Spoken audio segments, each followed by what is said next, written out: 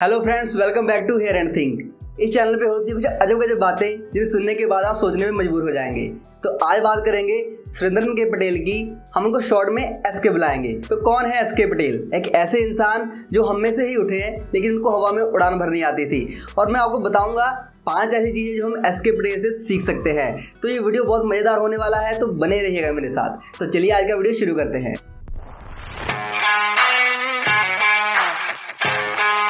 SK Patel का जन्म 29 मई 1971 को केरला के कसारागढ़ में हुआ। फैमिली से बहुत गरीब थे। इनके पेरेंट्स मजदूरी किया करते थे और 9th क्लास में एसके पटेल को भी बीड़ी बनाने का काम मिला और साथ में ये भी मजदूरी किया करते। फाइनेंशियल प्रॉब्लम बहुत ज़्यादा थी, इसके कारण एसके सर ने 10th क्लास के बाद अपनी पढ़ाई छोड़ दी और फुल टाइम ये बीड़ी बनाने के काम में लग गए। इन्होंने पूरा 1 साल पढ़ाई नहीं की और इस 1 साल में इनको समझ में आ गया कि भैया पढ़ाई के बिना नहीं चलेगा, ये काम तो चलता ही रहेगा, लेकिन पढ़ाई के बिना वो आगे नहीं बढ़ पाएंगे। इसलिए उन्होंने डिसाइड किया कि भैया वो फिर से एडमिशन लेंगे कॉलेज में, और उन्होंने एडमिशन ली। लेकिन अब फाइनेंशियल प्रॉब्लम तो थी, इसी कारण उनकी जो अटेंडेंस थी वो शॉर्ट होने लग गई। अटेंडेंस कम होने के कारण जो प्रोफेसर थे उन्होंने एसके सर को मना किया कि भैया आप एग्जाम में नहीं बैठ सकते, आपकी अटेंडेंस बहुत शॉर्ट है। तो इन्होंने प्रोफेसर से रिक्वेस्ट किया कि अगर इनके मार्क्स एग्जाम में कम आए तो ये पढ़ाई ही छोड़ देंगे। और जब रिजल्ट आया तो गेस कीजिए क्या हुआ होगा।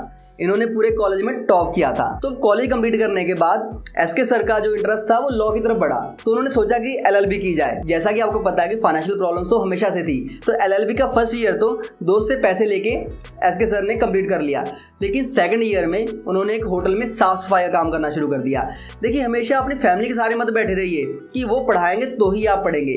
काम कीजिए, अपनी एजुकेशन को खुद फंड कीजिए और आगे बढ़िए। 1995 में इनकी लॉ की डिग्री कंप्लीट हो गई। 1996 में उन्होंने अपनी प्रैक्टिस सेट की और इसके तकरीबन 10 साल बाद 2006 में इन्होंने सुप्रीम कोर्ट में एज अ लॉयर भी काम किया।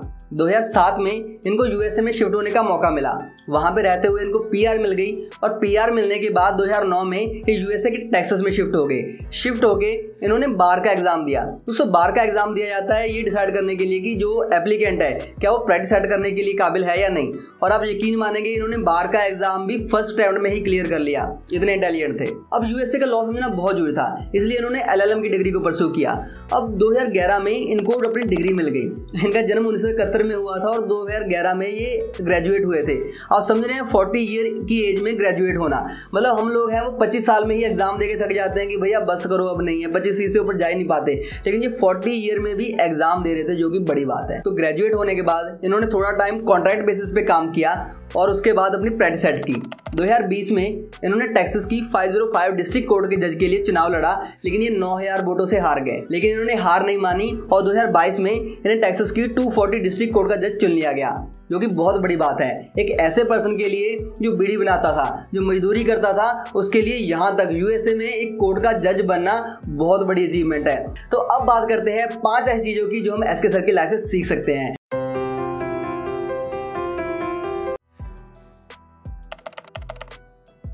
तो जो पहली चीज़ हमें सीखने को मिलती है वो ये है कि भैया अपनी किस्मत के सहारे मत बैठो।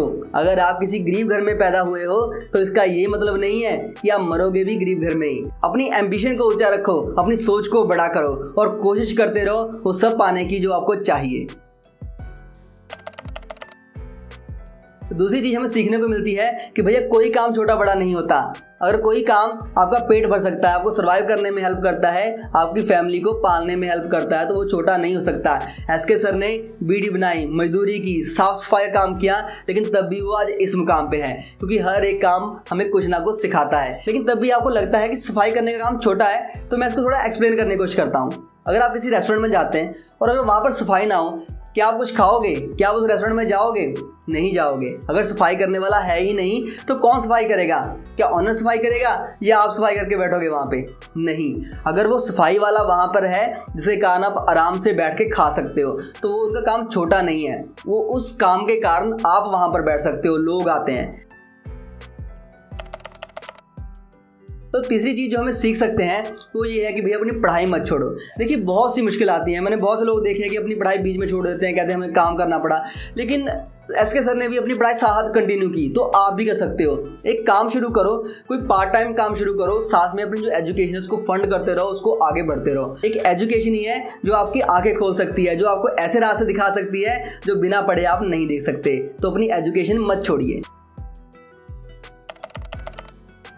तो चौथी चीज हम ये सीख सकते हैं कि भैया हार नहीं माननी है। अगर आप हार भी मानते हो फिर से उठो, कोशिश करो, लड़ो और सक्सेस आपको जरूर मिलेगी। एसके सर भी 2020 में हारे, लेकिन 2022 में उन्हें एज अ जज चुन लिया गया। और अगर ऐसा कोई पर्सन है जो पहली ही बार में जीत जाता है, जैसे पहली ही बार में एग्जाम क्लियर हो जाते हैं, पहली ही बार में उसको जॉब मिल गई, बिजनेस सेट हो गया, सब कुछ मिल गया, तो आप यकीन मानिए उसने अपनी आधी जिंदगी को जिया ही नहीं है। दोस्त, जो मज़ा हार के जीतने में आता है वो सिर्फ जीतने में नहीं आ सकता। जो मज़ा गिर के उठने में आता है वो सिंपल चल के जाने में नहीं आ सकता। तो ये ध्यान रखिए कि हार मत मानिए, गिरते हैं फिर उठिए, फिर कोशिश करिए और आपको जीत जरूर मिलेगी। तो आखिर में पांचवी चीज हम सीख सकते हैं वो है खुद पे विश्वास करना। जब प्रोफेसर ने एसके सर को बोला था कि भैया एग्जाम में नहीं बैठने देंगे, तो एसके सर ने कहा कि अगर मेरे मार्क्स कम आए तो मैं पढ़ाई ही छोड़ दूंगा। इसका मतलब ये नहीं था कि वो पढ़ाई छोड़ना चाहते थे, लेकिन उनको खुद पे विश्वास था कि वो अच्छे मार्क्स लाएंगे, वो पढ़ेंगे और एक बड़ा आदमी बनेंगे। तो यहीं पर मुझे 3 इडियट्स मूवी की एक लाइन बहुत पसंद है। जब राजू इंटरव्यू देने जाता है और इंटरव्यूअर को बोलता है, अगर आप लोग मुझे आज रिजेक्ट भी करते हैं ना सर, तो कोई अफसोस नहीं, क्योंकि मैं अपनी लाइफ के साथ कुछ ना कुछ ढंग का तो कर ही लूंगा सर, कि मैं कुछ ना कुछ जिंदगी में ढंग का कर ही लूंगा। तो ये बहुत पावरफुल लाइन है। इसको क्लियर नहीं है कि क्या करना है फ्यूचर में, लेकिन उसको खुद पे विश्वास है कि मैं कुछ ना कुछ ढंग का कर ही लूंगा। ऐसा नहीं है कि मैं बैठा रहूंगा, नशे में पड़ जाऊंगा या कुछ करूंगा ही नहीं, लेकिन कुछ ना कुछ तो मुझे अपना विश्वास है कि कुछ ना कुछ तो मैं कर ही लूंगा। तो ऐसा विश्वास आपने बना के रखना है। जिंदगी में अपनी सोच को बड़ा करना है, खुद पे विश्वास रखना है कि आप कुछ बड़ा करने के लिए पैदा हुए हो और बस उसी रास्ते पे चलते जाना है। तो ये थी 5 चीजें जो हम एसके सर की लाइफ से सीख सकते हैं। तो एसके सर अपने आप में ही एक बहुत बड़ी इंस्पिरेशन है। अगर आपको ऐसी और भी वीडियो चाहिए मुझे कमेंट करके जरूर बताइएगा। तो आज की वीडियो बस इतना ही। अगर आपको ये वीडियो अच्छा लगा तो लाइक जरूर कर दीजिएगा, दोस्तों के साथ शेयर करना मत भूलिएगा, और अगर आप इस चैनल पे नए हैं तो सब्सक्राइब करके बेल आइकन जरूर दबा दीजिएगा, ताकि ऐसी कोई अजब गजब मजेदार इंस्पिरेशन वीडियो आपसे मिस ना हो। तो मिलते हैं नेक्स्ट वीडियो में।